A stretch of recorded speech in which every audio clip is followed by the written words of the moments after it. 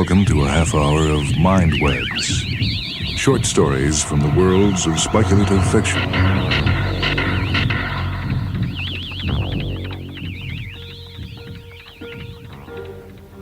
The story this time is from a book edited by Terry Carr titled On Our Way to the Future, a story that appeared in 1967 in the book New Writings in Science Fiction 10. It's A Taste for Dostoevsky by Brian W. Aldiss. He was nearly at the spaceship now, had slithered down the crater wall and was staggering across the few feet of broken rock that separated him from safety. He moved with the manic action of someone compensating for light gravity, his gauntleted hand stretched out before him. He blundered clumsily against the outcropping teeth of rock and fell on them. The knee joint of his suit snagged first on the rock, bursting wide. Still tumbling, the man grasped at his knee, feebly trying to clamp in the escaping oxygen-nitrogen mixture. But help was at hand. They'd been tracking his progress through the ship's viewer. The hatch was cycling open.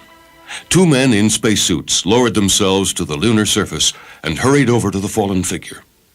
Grasping him firmly, they pulled him back into the ship. The hatch closed on them. The audience applauded vigorously. They loved the old corn. In the spaceship cabin, relaxing, the two rescuers lit mescahales and sat back. Eddie Moore sprawled on the floor, gasping. It had been a close one that time. He thought they were never coming for him. Slowly he sat up and removed his helmet. The others had gone by then. There were just a few technicians backstage, clearing up. Most of the audience had left the big hall now. There were just a few of them at the gallery at the far end, admiring the cleverly recreated lunar landscape. Eddie trudged through the mock pumice, head down, hands in pockets. Looking up, he saw that a solitary figure stood on a ridge of rock, staring moodily up at the fake heavens. He identified it as Kat Vindaloo, the Pakistani director of their show, and called a greeting to him. Kat nodded sourly and altered his position without actually coming any nearer to Moore. We went over well tonight. They still pay to come and watch. Your trouble is you're obsessed with being a failure, Kat. Come on, snap out of it. If there's anything wrong with the show, it's that it's too realistic. I'd personally like to see less of a dying fall to end with. Maybe a grand finale such as they'd have had at the end of the last century, with all the crew parading outside the ship and taking a bow. You're beginning to overact again, Eddie. Now, let me tell you, I'm the only one of the whole damn batch who still throws himself into the part. You can have no idea of the sort of life I lead, Kat. I'm an obsessive, that's what, like a character out of Dostoevsky. I live my parts. My life's all parts. Sometimes I hardly know who I really am. Listen, it gets so bad that sometimes I'm you. I mean, I sort of take your role. I was aware you were unbalanced, Eddie, of course. We all are in this game, and I suppose I may as well confess, since you are bound to forget every word I tell you, that my particularity is suffering any sort of insult people like to heap on me. So that's why I attract your attentions, I suppose. It's destiny, Eddie, but I fail entirely to see how you mean you are being me. Well, if you don't understand, it's no good explaining. What I mean to say is that sometimes, for days at a time, I think myself, though I'm pure English, to be an Indian like you, living in India. Oh, I am a Pakistani, Eddie, as I have told you many times. You are choosing your own way to insult me again, aren't you? Taking advantage of the fact that I fundamentally have this degrading urge to be insulted. How can you live like an Indian here? And why should I care if you do? Your life is your own to make a fool with if you care to. Now that I would dispute if you were capable of arguing properly. How far are any of our lives our own? Where do we live? Who lives us? Which is us? But to pose such philosophical questions to you, it's laughable. I must be out of my mind. The very truest words I have heard from you for months. You're mad. Don't you call me mad. The two tiny human figures confronted each other in the vast, gray, reconstructed landscape. Suddenly, one of them flung himself on the other. For a moment, they struggled together, and then fell, rolling over and grasping at each other's throats, lost on the ill-lit and broken plain. They became quieter. Finally, One of them rose. He staggered off in the direction of the exit, gaining control of his movements as he went, and then breaking into a run that took him as fast as possible from the scene of the struggle. When he got back to his apartment, he went straight into the little washing cubicle behind the surgery and rinsed his face and hands. He stood there, bent at the basin for a long while, soaking his cheeks in cool water. Life was such nonsense that the more serious it grew, the harder it became to take it seriously. The more he thought about it, the more amused he became. Funny though it was, this nonsense must be put a stop to once and for all. Clearly, he must go to see Etienne. He rolled down his sleeves, walked through the surgery, down the passage, and to the front door. He paused. Just beyond the door, he could see the brass plate that announced he was practicing as a dentist. He opened the door.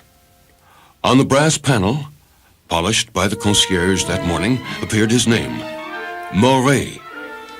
Beside the panel was a little pasteboard card with his surgery hours and reminders to patients to present their health cards, all neatly written out in French and Flemish. He strolled down the side street and onto the main road, where the quiet was instantly lost.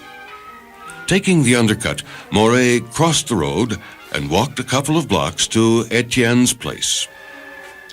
On the way, he stopped at a little flower stall and bought her a posy of blue cornflowers. They would soften the blow of what he had to say. You're very late this evening, Eddie. Perhaps so, but why attack me for it?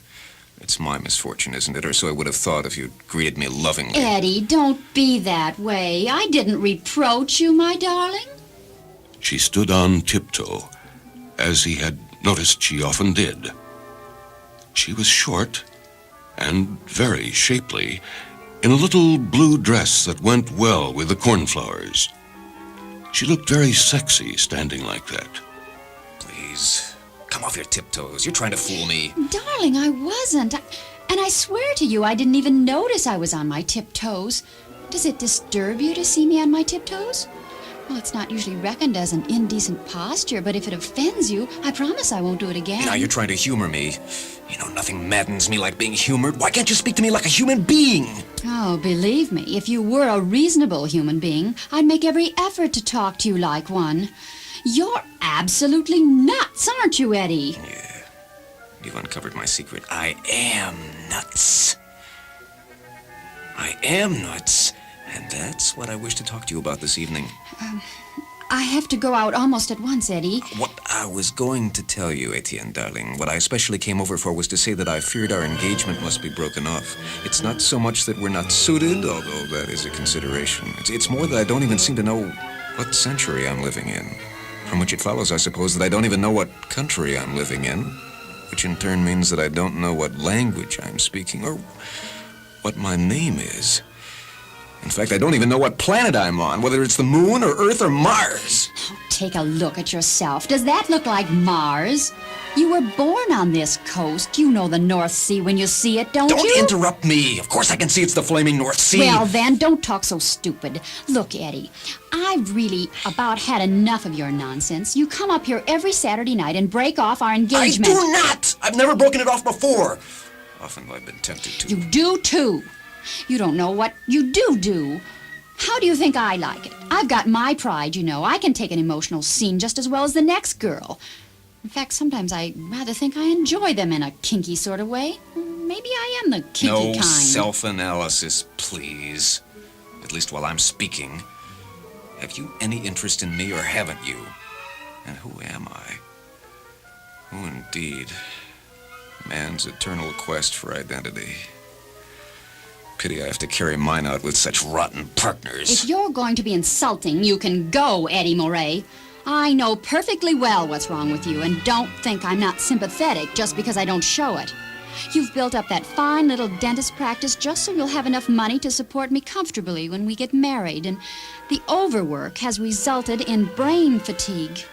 Oh, poor Eddie. All you need is a little rest.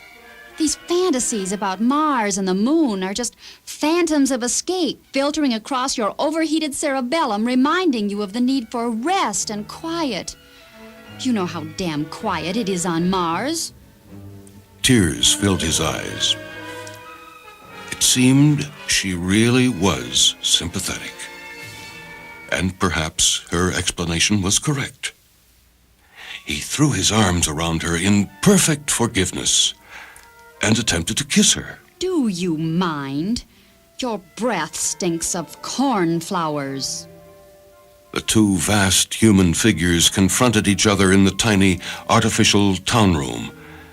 Sparked by sudden anger, he grasped her more closely. They struggled. Nobody was there to see a chair tipped over, and they rolled onto the floor, arms around each other's necks. After some while, they were both still. Then one of the figures rose and hurried out of the apartment, slamming the door in haste.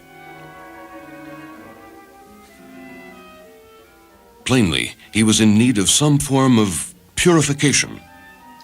When it was dark, he changed into clean garments and walked down to the burning ghats. E.V. Morilal prostrated himself for a long while, his forehead to the stone, allowing his senses to go out amid the generations who had pressed foreheads and feet to this slab in the solemn contortions of devotion. But the sense of other human beings was some sort of balm. At last, he rose and walked through the temple on to the ghats. Here the smells that lingered in the building took on definition. Wood smoke, burning unguents, the moldy Ganges slowly trundling by, bearing its immemorial burden of holiness, disease, and filth. As ever, there were a few people, men and women, bathing in their clothes off the steps, calling on their gods as they sank into the brown flood. Restless, Morilal shuffled back and forth among the funeral pyres, some of which were unlit, awaiting midnight, some of which were burned out, the human freight reduced to drifting ash or a bit of recalcitrant femur. His old friend, Professor Chundaprasi, was walking slowly up and down, helping himself along with a stick. He nodded to Morilal. May I have the honor and pleasure of joining you, Professor, if I do not interrupt the chain of meditation? Oh, you interrupt nothing, my friend. In fact, I was about to ask if you would delight me by joining me, but I feared you might be about to engage in a little mourning. No. I have only myself to mourn for. You possibly know I have been away for some while. Forgive me, but I was not aware. You recall I greeted you yesterday at the railway station. Have you been away since then? Professor, you are a professor, so you understand many things above the powers of ordinary men such as myself, though even as I say ordinary men such as myself, I am conscious of my own extraordinariness. I am a unique human being. Oh, yes, of course. And the point really cannot be too greatly emphasized. No two men are alike. There are 1,000 characteristics, as I have always Quite so. But I am hardly talking about a characteristic. If you will forgive my being so disagreeable as to interrupt you when you are plainly just embarking on an interesting, if somewhat long, lecture on human psychology, and forgive me also if I seem to be talking rather like a Dostoevsky character. It's just that lately I've been obsessed. Dostoevsky. Well, naturally, I am familiar with the major writings of the Russian novelist, but I fail momentarily to recall which of his novels is set even partially in Benares. You mistake my meaning, unintentionally, I'm sure. Since a little sarcasm is positively beyond you, I happen to be in a spot, Professor, and if you can't help, then to hell with you. My trouble is that my ego or my consciousness or something is not fixed in time or space. Can you believe me if I tell you that no more than a couple of hours ago, I was a Belgian dentist at a seaside resort. Allow me to wish you good night, sir. Professor Chundaprasi, please tell me, why are you going so suddenly? You believe you are a white man, a Belgian white man, Clearly you are the victim of some dreadful hallucination brought about by reading too much in the newspapers about the color bar. He pulled himself free from Morilal's grip and tottered hurriedly from the burning gaunt.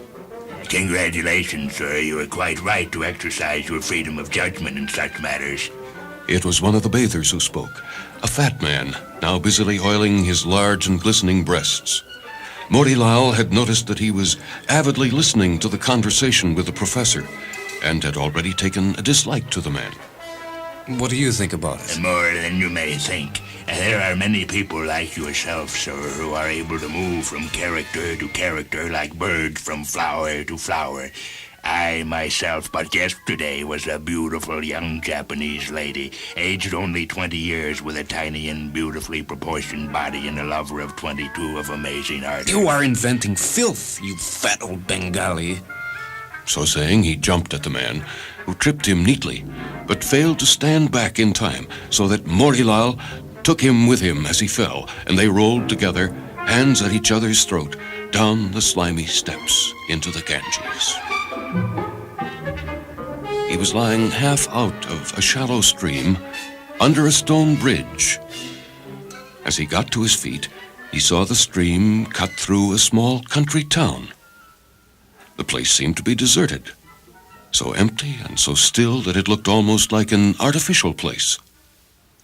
Slowly he walked forward, down the curving street, staring at the small stone houses with their gardens neat and unmoving in the thin sun.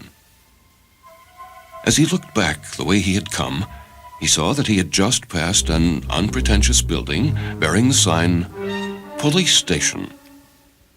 For several minutes he stared at it, and then moved briskly toward it, opened the door, and marched in. What can I do for you, sir? I want to report a murder. In fact, I want to report 3 murders. 3 murders, are you sure? Not really.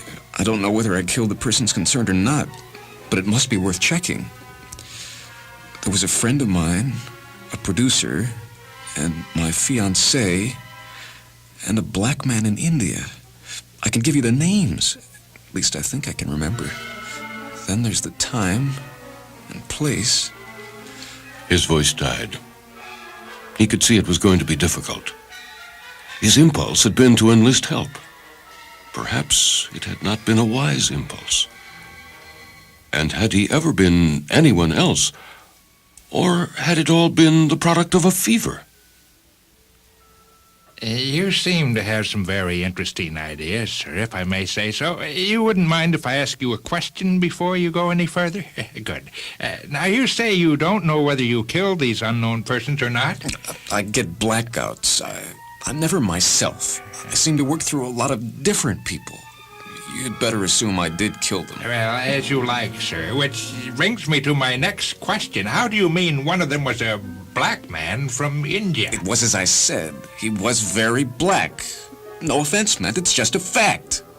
Quite an amusing man, I come to think of it, but black. His clothes were black, sir? His clothes were white. He was black. His skin. Good heavens, man, you stare at me. I suppose you know that the people of India are pretty dark? Their skins are dark, you say? Am I offending you in some way? I didn't invent the idea, don't forget. I suppose it's allegorical, with the good people being white and the bad black? No, not at all.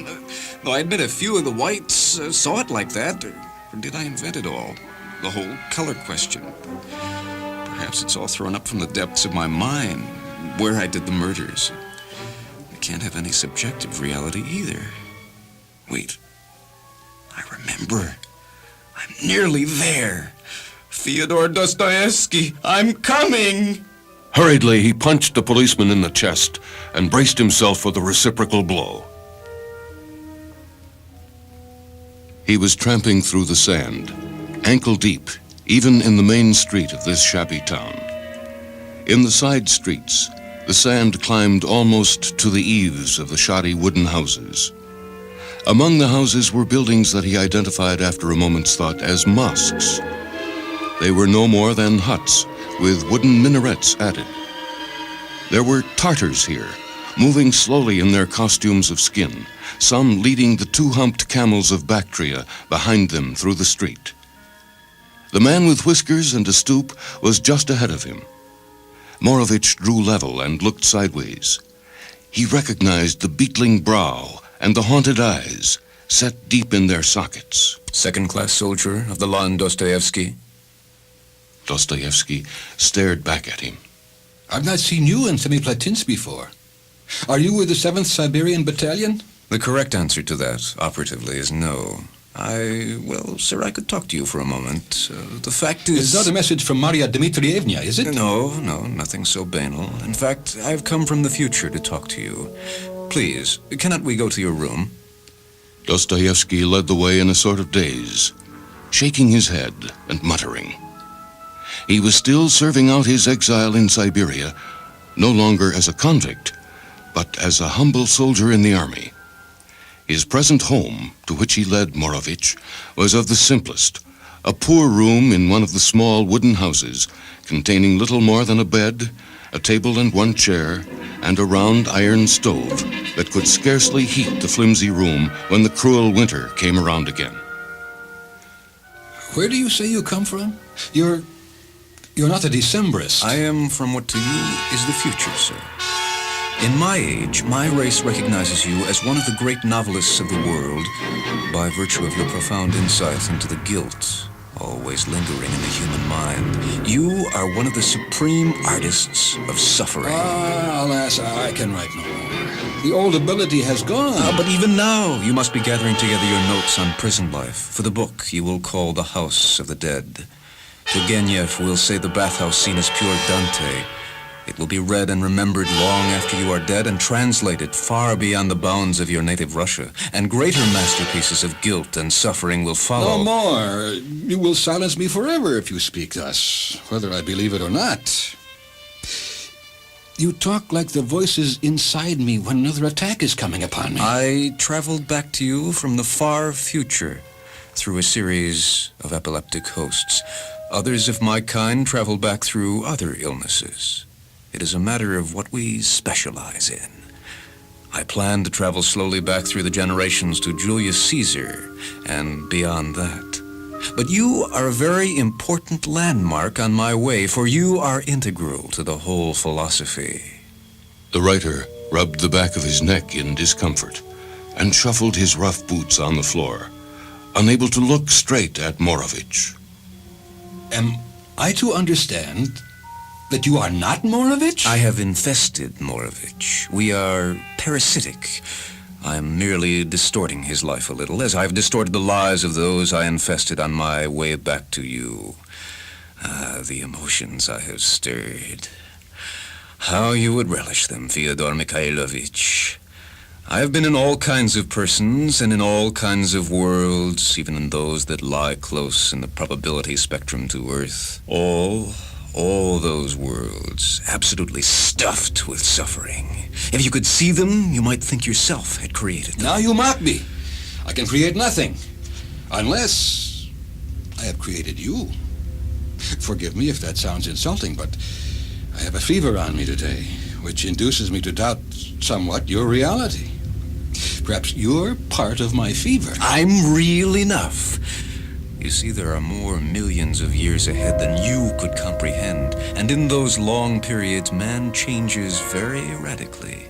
In my time, man is first dependent on a milk-meat animal he breeds, a sort of super cow, and then entirely parasitic upon it. Over a millennia, he develops an astounding freedom and can travel parasitically back through the generations, enjoying the suffering of all, like a silverfish boring back through the pages of a large and musty volume.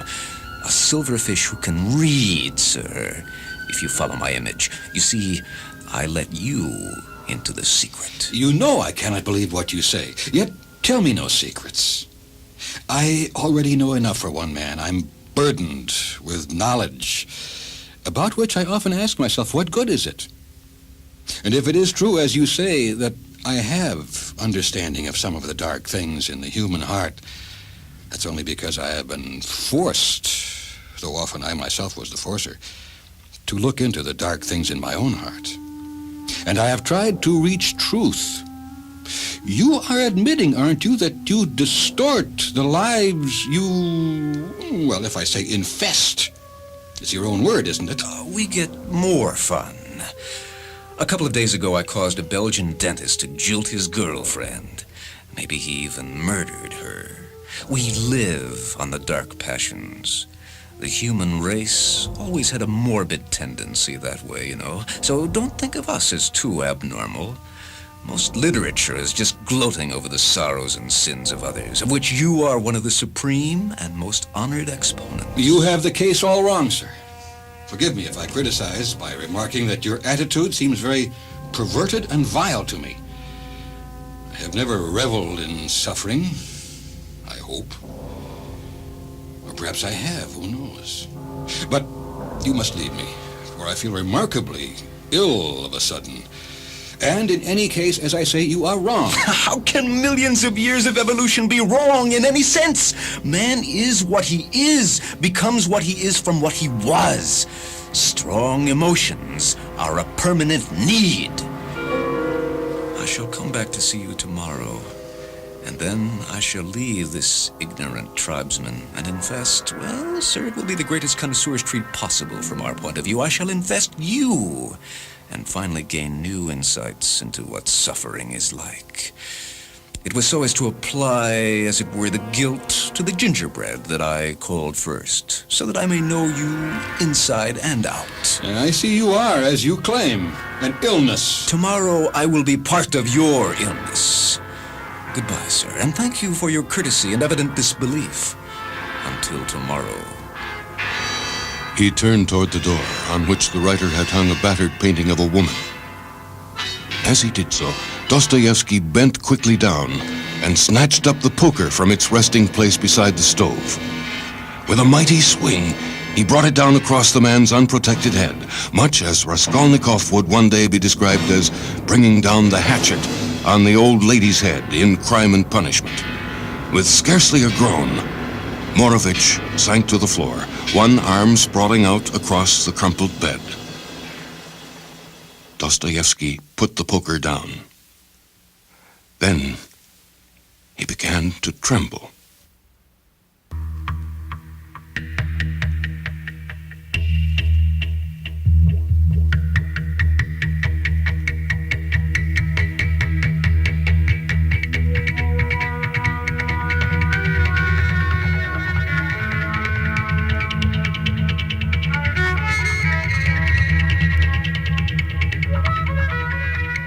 The story this time was A Taste for Dostoevsky by Brian W. Aldiss. It appeared in New Writings in Science Fiction 10 in 1967 and is reprinted in Terry Carr's collection On Our Way to the Future. This is Michael Hanson speaking. The cast included Cliff Roberts, Carrie Frumpkin, Linda Clotter, and Ken Ost. Technical production on this program by Leslie Hilsenhoff and Steve Gordon. Mindwebs is a production of WHA Radio in Madison, a service of University of Wisconsin Extension.